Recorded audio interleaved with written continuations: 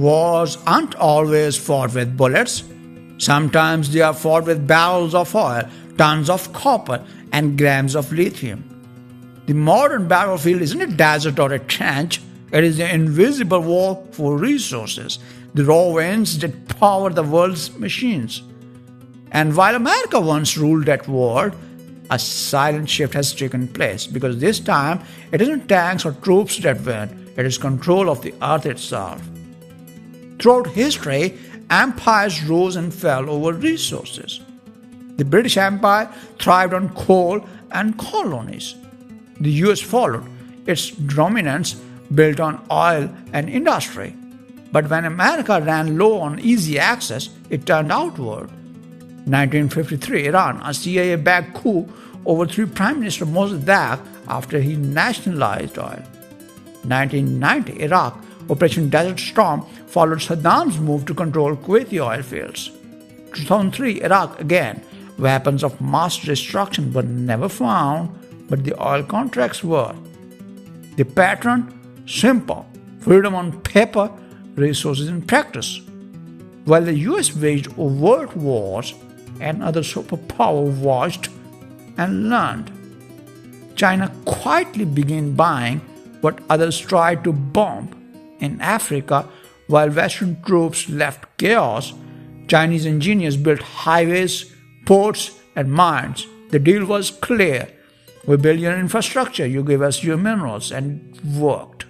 Today, China controls our finances, nearly 70% of Africa's cobalt production, the metal that makes modern batteries possible.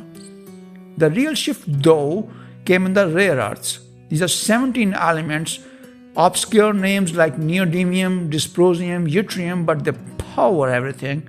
Fighter jets, smartphones, AI servers, even electric cars. Back in the 1980s, the US led the world in mining them.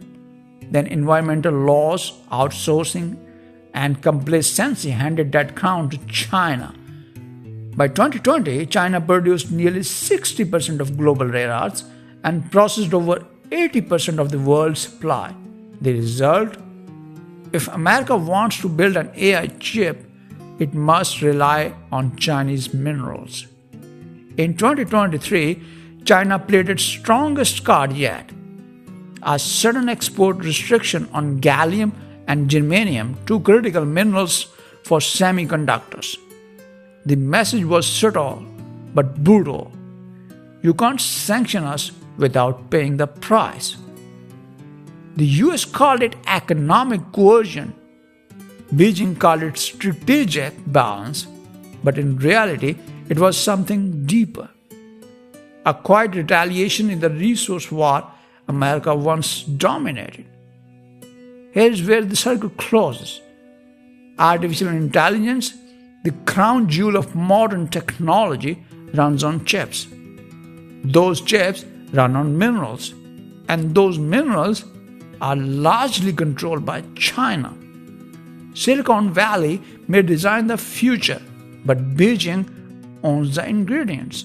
Every new AI model, every smart revolution ties back to a global supply chain that begins and ends in the same place, the mines of Earth. The US isn't blind to this. The Inflation Reduction Act and the CHIPS Act both try to rebuild domestic supply chains. Billions are pouring into lithium projects in Nevada, rare earth sites in Texas, and partnerships with allies like Australia and Japan. But rebuilding takes time, and time is what the 21st century doesn't offer. The war for oil lasted a century. The war for minerals might last forever. Every empire believes it's exceptional until it runs out of what powers it. The US once defined dominance by oil barrels and aircraft carriers. Now it's defined by semiconductors, lithium, and rare earths. The New World Order won't be written in treaties or battles. It will be written in restrictions and export bans. The flags might change, the wars won. Because in the end, the struggle for resources is the struggle for survival. And survival is never negotiated, it is mined. The war on resources didn't end with Iraq or Afghanistan, it simply changed its shape. The real question now isn't who wins the war, it is who owns the earth when it's over.